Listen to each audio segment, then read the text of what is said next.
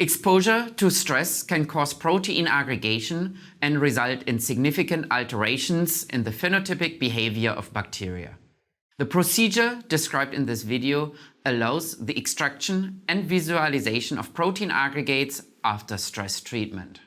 In contrast to other published procedures, this protocol requires lower cell numbers and abstains from complicated physical disruption processes, as well as time-consuming washing and incubation steps. This protocol can be used to study protein aggregation in a wide variety of gram-negative and gram-positive bacteria. You can also analyze the effect of gene deletions or compare the efficacy of proteotoxic compounds.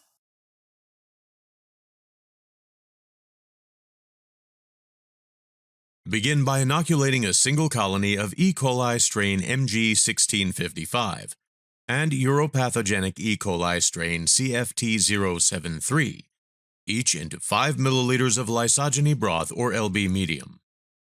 Incubate the two broth cultures at 37 degrees Celsius and 300 RPM for 14 to 16 hours. Dilute each strain to an optical density at 600 nanometers or OD600 of 0.1 into a 500 milliliter flask containing 70 milliliters of MOPS G medium. Incubate the flasks at 37 degrees and 300 RPM until the mid-log phase is reached. After incubation, transfer 20 milliliters of each culture into 3 pre-warmed 125 milliliter flasks and incubate them at 37 degrees Celsius and 300 RPM for 2 minutes.